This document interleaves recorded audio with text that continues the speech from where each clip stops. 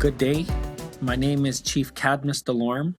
I'm the chief of the Cowessness First Nation. I give thanks to the ones that lifted prayer this morning for us to start today in a good day. My presentation for the next 40 minutes is to explain the history, the contemporary issues and opportunities that Cowessness First Nation has been enduring in the flow of grain farming and cattle farming. Cowessness First Nation, we are Southeast Saskatchewan location. This year, we are currently farming 4,500 acres of barley, oats, and wheat. We have 200 head of Black Angus cattle, and we have over 32,000 acres of agriculture land today. Our population is 4,300 people. People ask why Cowessness First Nation is such a big nation. I like to respond, it's because we're sexy and we know it, that's why we're such a big nation. The history of Cowessness, a Treaty 4 nation, signator in 1874, September the 15th. Today, entering the agriculture industry is no easy task. But what I would like to share with you is, what is the history of agriculture? What are the opportunities for agriculture for one First Nation in this country? And why was Cowessness not a part of this growth as what it was supposed to have been at the treaty signing, treaty promises, and the growth after treaty? What I'm going to talk about is truth. There's going to be some specific truth and timeline of what happened. Sometimes this could be a little heavy. Sometimes it could be very low times with government policies, with legislation.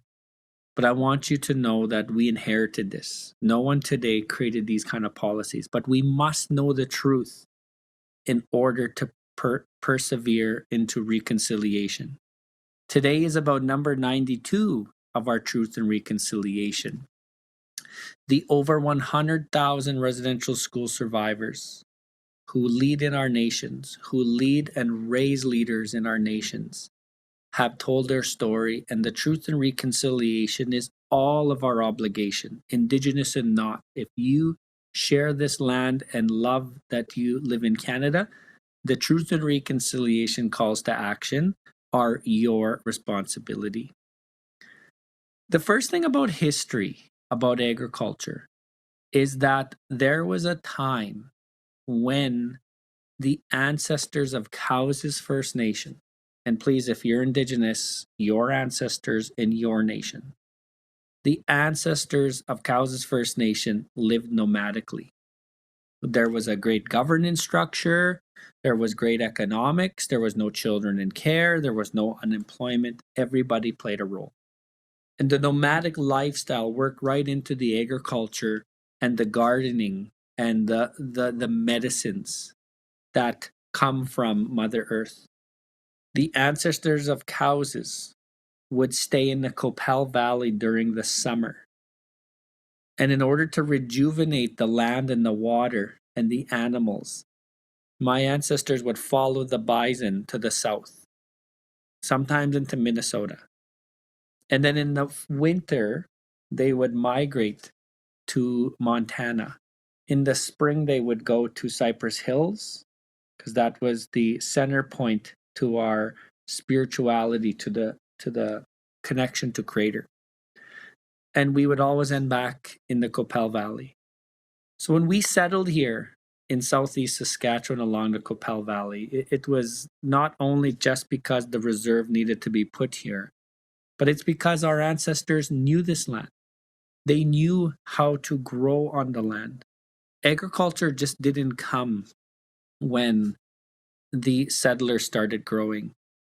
The Indigenous people have farmed this land and are the first farmers on this land pre-treaty. And sometimes that's not talked about enough. And so when you want to go into history and you want to talk about the first farmers on this land, always remember, Indigenous people were the first farmers on this land. The history of Cowessness when it comes to agriculture. Our signatory chief, his name was Cowessness. Cowessness means little child in English. When I say Cowessness, I mean Cowessness. It was miswritten down at treaty. Today we're proud of Cowessness, but Cowessness was our signatory chief. Cowessness wanted to settle in Cypress Hills after treaty. He knew with his followers that agriculture was our future. And so at that time, Cypress Hills was a connection to the Creator. That's where our spiritual, legendary stories of how we came to Mother Earth, our creation story, came from Cypress Hills. So in 1875 to 1879, Chief Cowessness and his followers started breaking the land in Cypress Hills for agriculture. And Canada started investing with a farm agent and tools that were promised at treaty. Now, the first clause that happened in this promise to help transition was the farm agent was not technically a farm agent. He was a bureaucratic friend of the Minister of Indian Affairs at the time, of the Interior. And so the farm agent was not a valid farm instructor. And so the guidance wasn't always there. The tools that Chief Cowessness was getting at the time, and he was very determined with ancestors of Cowessness, with his followers, to farm. The tools weren't new, they weren't quality. And so they tried for 4 years to break land in Cypress Hills. At that time, there was the Battle of Little Bighorn in the South in the United States. And Chief Pie Pot, Chief Carry the Kettle, Chief Big Bear were in Cypress Hills. The government needed to split up these nations because they didn't want them to unite together. And so Louis Osoup came to where we are today. Louis Osoup was a headman. He was a younger leader under Chief Cowessness. And he settled here on Cowessness First Nation. And when he settled here in 1879, Cowessness stayed in Cypress Hills. The first thing Louis Osoup did was he settled here with half of Cowessness' followers. He went to the Métis Nation in where we call Manitoba today.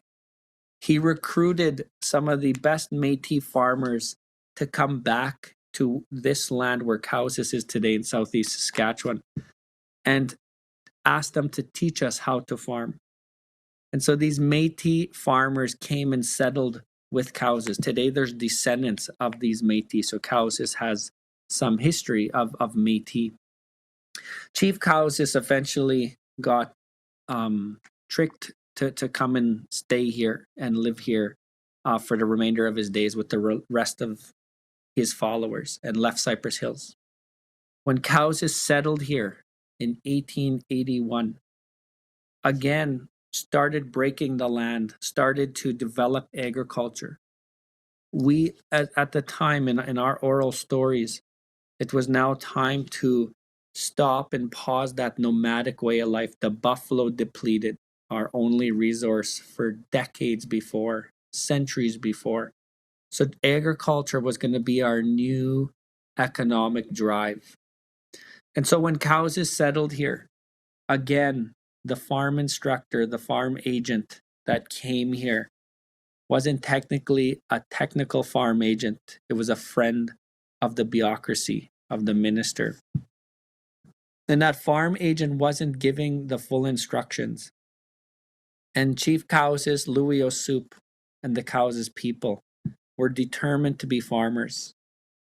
And so when they started to break the land where Cowessness is today, the tools weren't always the strongest of tools. They weren't new tools. They weren't given the proper of what was promised at treaty to transition to a new agriculture ways. But the Cowess's people were determined, and so they broke the land. In 1883, Chief Cowessess was very upset. He was already older, and he told the government official at that time that they're breaching treaty because they weren't giving them the proper agriculture tools that were promised for sharing this land. Wasn't a handout, we share this land. And so Chief Cowessess, in frustration, took off his treaty medal, gave it to the government official, and gave him back the Union Jack flag, the crown flag, and said, "You're not implementing treaty, you're not providing the right agriculture tools. So I am giving this back to you." And so at that time, it showed that Cowess's people were ready for agriculture.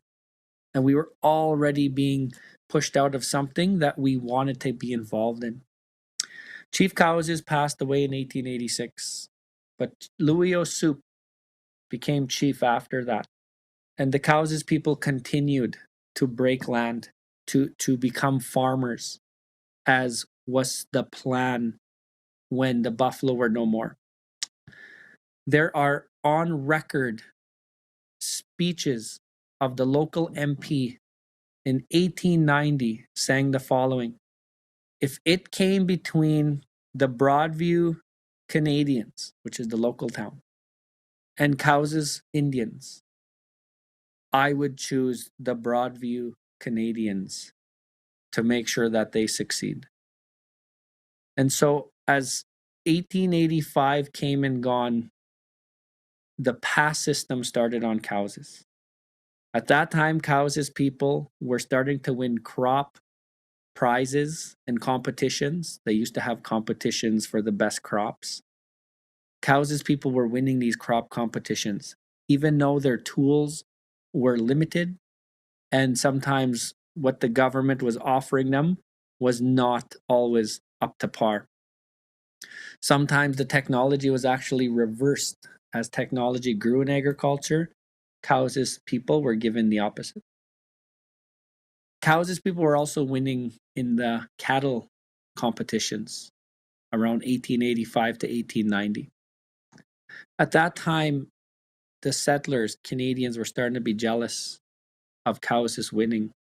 And so they started implementing the pass system. Cowessess farmers couldn't take their crops in until all the settlers sold their crops to the pool first. Cowessess people couldn't take their cattle to the market until all the settlers took their cattle to the market first. So you can already see by 1885, the Indigenous people were already getting set up for failure by the then government of Canada. And so Cowessess people persevered. And by 1905, we broke all of our best land, which was on the south side of the Qu'Appelle Valley to the railroad by the number 1 highway today between Broadview and Oakshella. In 1907, the settlers ran out of land to give one another. And so they started to look towards this prime Cowessess agriculture land. And what came of it was what we call today the 1907 land surrender, an illegal surrender, taking a third of the best Cowessess farmland in 1907. In 1907, Cowessess people were farming from the railroad to where Cowessess is today, south of us. The settlers wanted that land. So what happened was the government of Canada came to Cowessess, and 3 times they tried to have a land surrender vote, and they failed 3 times. The people kept voting it down. But the government, not getting their answer, came a 4th time. They came in January when the weather was really cold.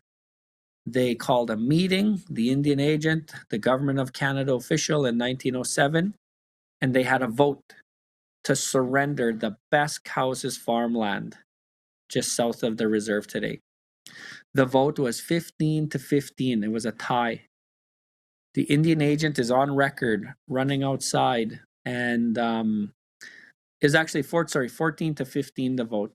The Indian agent ran outside, this was on record, and created a Cowessness member by the name of Nap Delorme, NAP.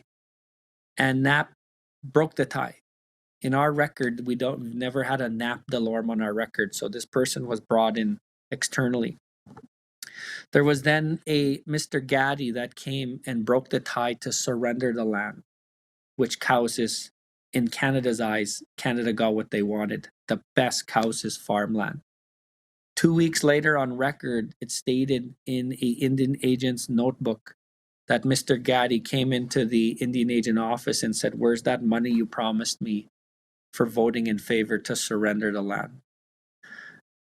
This is another example of why today, when we look around this great province with over $40 million plus of agriculture flowing just in the south side of the province alone, if not more, of product coming and going, why are Indigenous people not a part of this growth?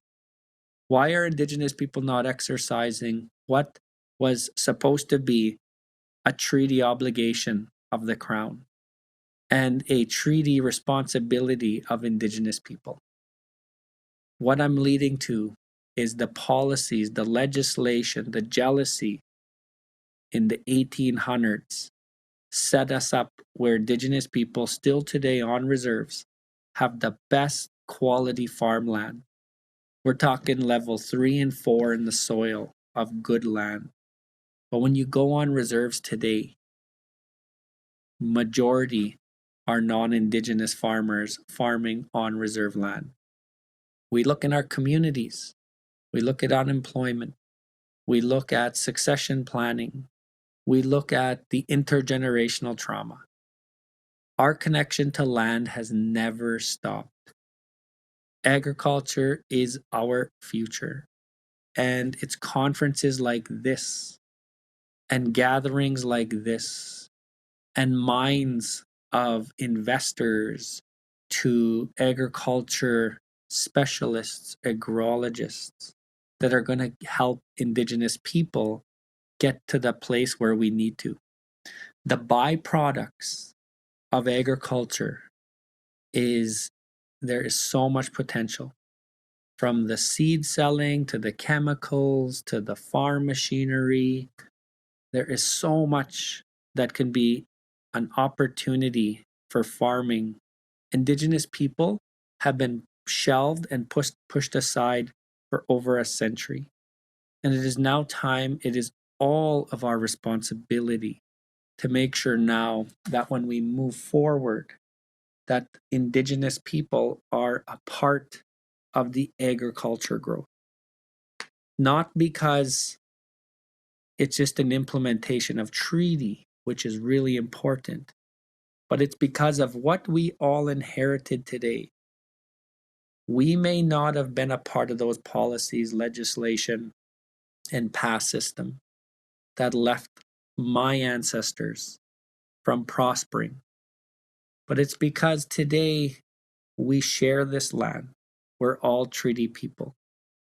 And it's not to please the certain Indigenous people on your board, in your company, that are standing at your front counter looking for service. It's to make sure that all of our Indigenous and non-Indigenous people share this land collectively. And so it's our obligation to help Indigenous people be a part of the growth. Today, Cowessness First Nation, we have farmed barley, oats, and wheat. We have not farmed our own land in over 2 decades. As a little kid, I grew up on Cowessness. My father would have this non-Indigenous farmer come to his house every spring, couple handshakes, a cup of coffee, and hand over my dad a few dollars. And this non-Indigenous farmer would bring his machines on, break the ground. It's a beautiful field in front of our house. It's flat. It's ideal for good agriculture. It's good soil. It's seeded. He'd come and spray it. He would harvest it and take it away. And in the fall, this farmer would come and give my dad another handshake, have a cup of tea, give him a few dollars. And so as a kid, I was even asking my dad, well, why don't we farm our land? When my dad tried to farm in the 70s, I found this out later in life. And even in the 70s, the in the crop insurance, the way, banks view the land, which we're going to get to in a little bit, the Indian Act, it's still today in 2021, it is still really tough to be a farmer, be Indigenous, and utilize land on the reserve or get in even to the byproducts of agriculture. And so why? Why? It's so complicated, but yet so simple as to, okay, sure, we inherited this. There's an Indian Act. Indigenous people, part of treaty, should have been the best and most progressive farmers in Canada today. Why are they not? To what role do I play? So my presentation moving forward now is I'm going to explain to you some of the situations. It's going to take other conversations to get to the how do we implement. And I'll throw in a little bit here and there in the rest of the presentation.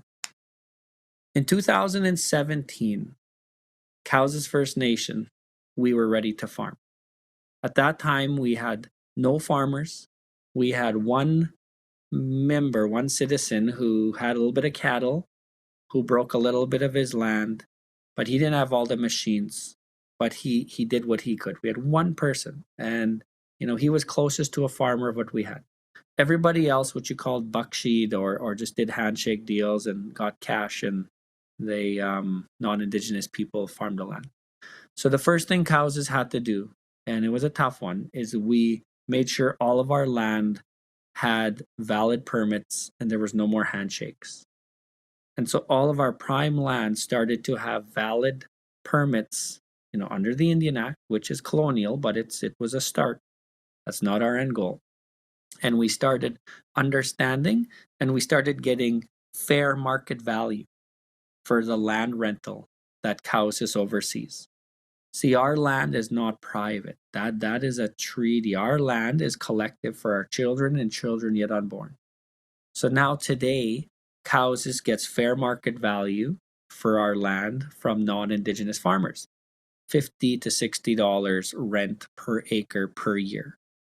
Before that, they were handshake deals, and some of these individuals were getting as low as $10 to $15 an acre to as high as $35 an acre. Today, it's fair market value. So that has increased our revenue. That has made sure that people treat us, with respect. And so a year after that, we partnered and we got our first grant with Indigenous Food Ag Initiative under the Government of Canada. We got a $30,000 grant to do a business plan. Ken Bear from Ochapowace, an agrologist, helped us. Jessica Nixon, she was Economic Development Director, still is for Cowessness today. And Ian and a few others from Myers Norris Penny did a business plan for us on how to enter the agriculture industry. And so from this business plan, we started to see how action could happen. We understood that machines, you needed 4,500 acres per machine if you needed a fleet of machines. So every time you doubled, you needed 2 machines. This business plan explained that to us. Where to get your seed, how much seed you need, what do we need for fertilizer and stuff like this. We got to understand that, we're talking 3 generations separated from great farmers, so it's all relearning for us. And so after the business plan helped us with production, with seeding, with our cash flow, our budget, our leasing terms, our equipment list, Cowessness First Nation in 2019 had a soft start. We tried 500 acres and we bought an old combine. It kept breaking down, and chief and council managed poverty. So buying $700,000 combine was not a priority. So we had a very soft start. And we had a couple hiccups, and we started. And so today in 2021, we're now farming 4,500 acres. And so, I went to Viterra a week ago. Jessica Nixon said, Chief, go and pick up our barley check. I went and picked up a $90,000 check. And it was a great honor. It was knowing that that progress is made. We have we had supper in the field the other night with our farmers just to show them our appreciation.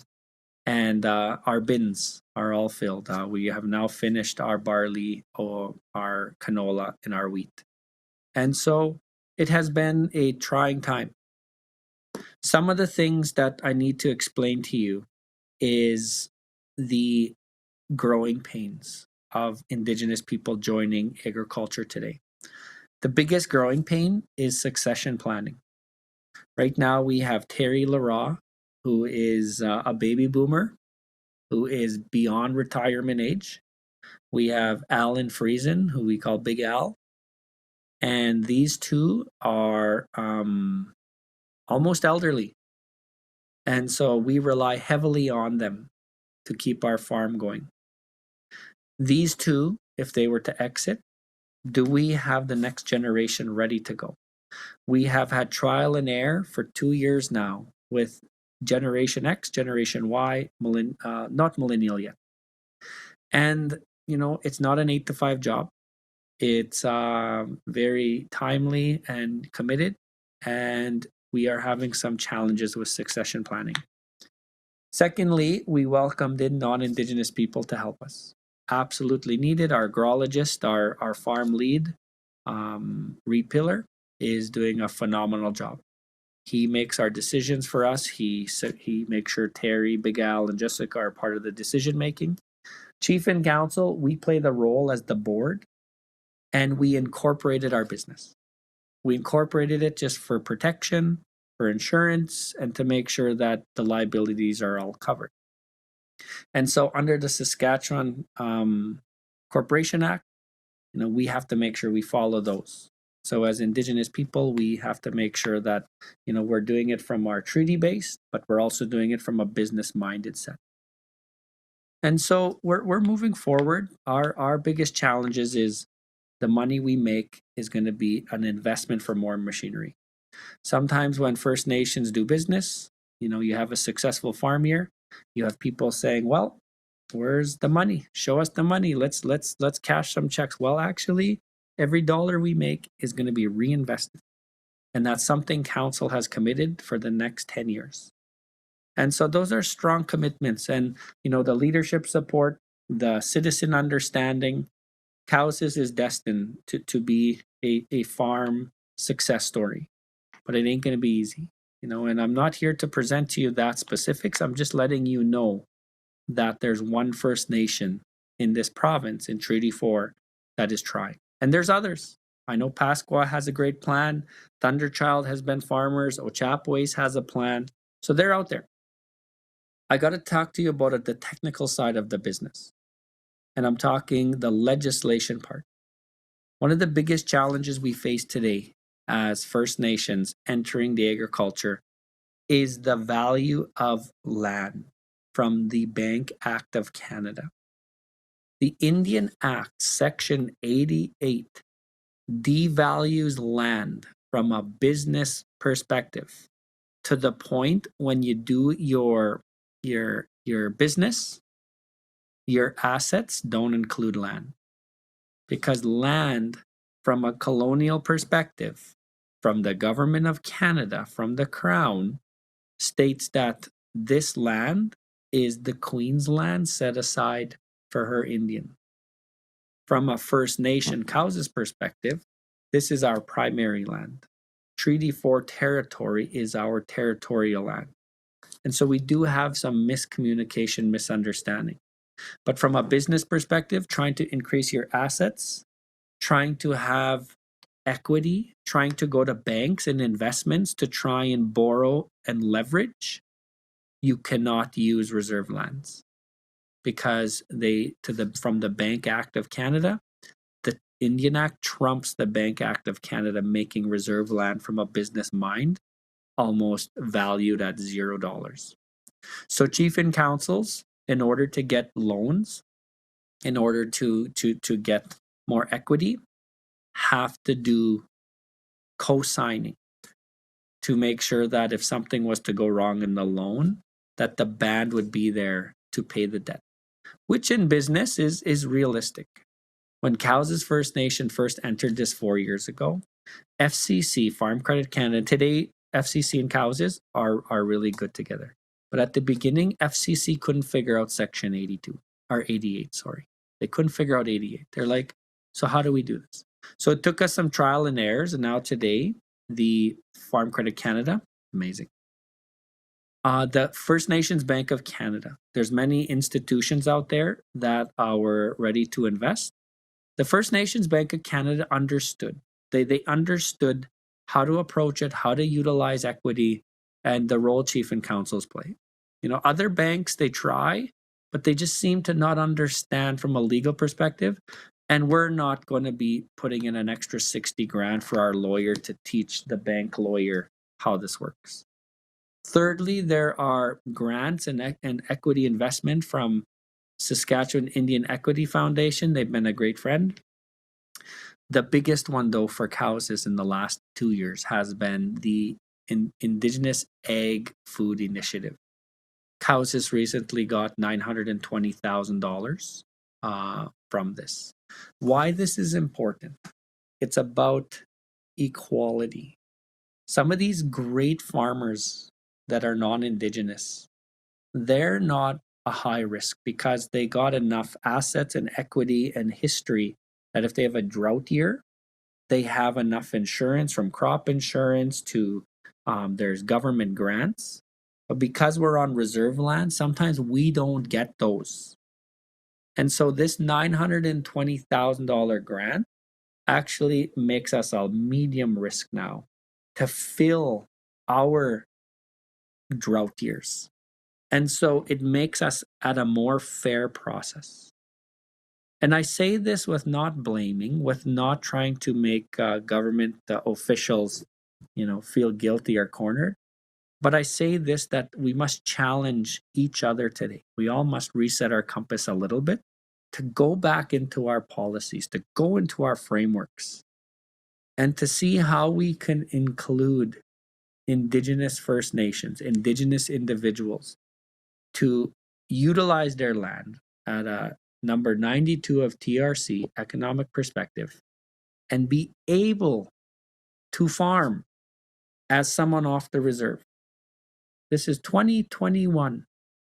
If someone off the reserve on fee simple land can go to the bank, start farming, and I'm making it sound simple. It's not this simple, but I'm just trying to break it down into simple terms, and have a dream to be a farmer. That's realistic in Canada.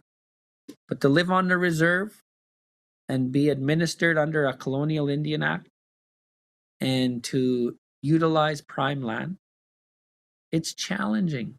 Cowessness always has to budget an extra $80,000 for lawyer fees just to make sure that we teach Government of Canada, institutions that lend us money, about the Indian Act. The Indian Act makes lawyers rich. No offense to lawyers, but it makes lawyers rich. And so that is the challenge of entering. I want to end off the presentation with the byproducts and opportunities we have moving forward. This is a great conference, and I look forward to the next presentations, because the end goal must be that Indigenous people must be a part of this growth in this province. From the actual hands-on utilizing land. The best land in southern Saskatchewan is on reserves as well. But when you look at an actual research of how much Indigenous people make on their lands, it's minimal. It's the non-Indigenous that are coming on and, cash cropping some of the land. Some are good. I'm not discrediting some of these farmers that come on reserves, but some They know that this is probably their last crop, so they'll cash crop it, they'll overseed it, they'll over chemicalize it for a really good crop. Who has that land the next 20, 50 years? The Indigenous people. And so we got to make sure that we have a long-term plan for what this world needs in utilizing this land. So better approach to policy, better approach to investment, long-term. And when children wake up and watch their parents get ready for work in the morning in their house or in the afternoon, you can change so much in a generation. There are adults that are willing and able to work on these lands. But we must all have a little bit of patience, a little bit of investment to reteach.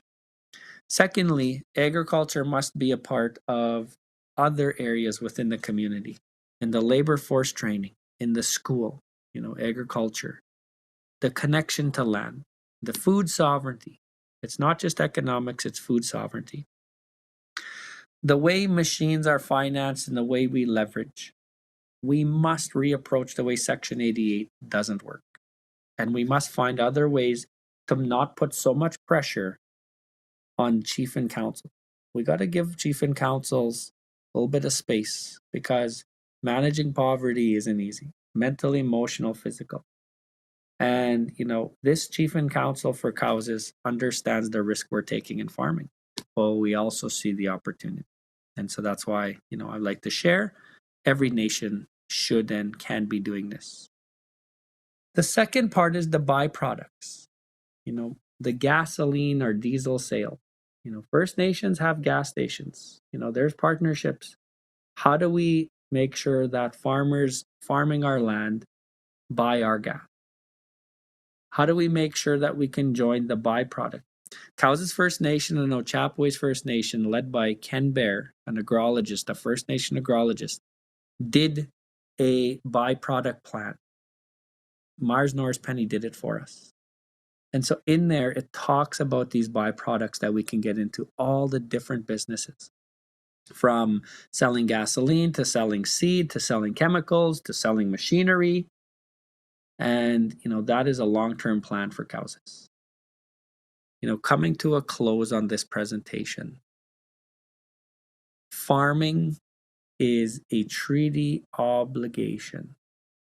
Cowessness First Nation, we are just exercising not only what our ancestors were set up to fail on from the government, but to show ourselves that farming is a part of our current and our future.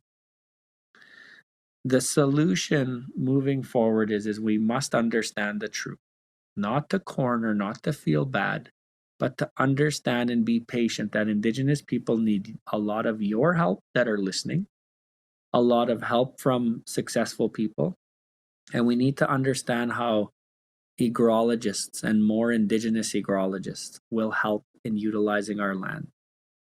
Our land is for our children and children yet unborn. And our economies in our communities can be thriving with agriculture.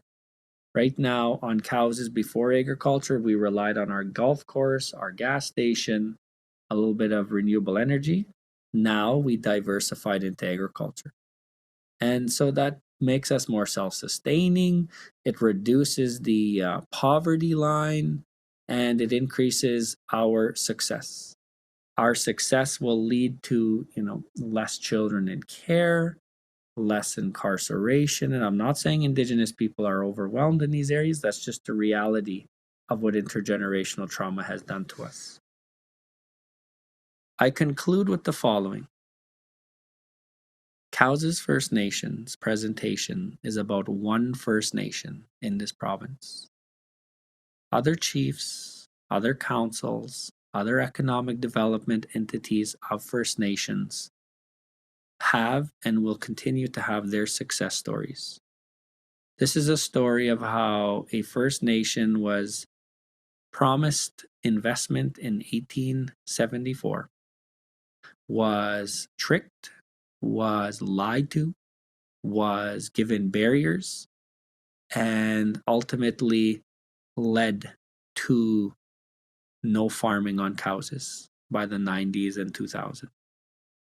It then took the leadership of council and committed members like Terry Leroy, like Big Al, like the late Rook Sparvier with a vision, Councillor Gary Sparvier's vision, leads like Jessica Nixon.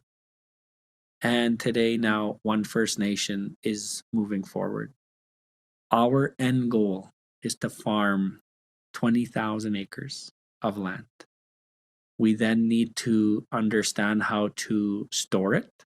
Maybe Viterra, maybe we will partner with other First Nations and create our own pool. We then have to understand how are we going to get our product to the coastline? Are we going to partner? Are we going to just rely on status quo?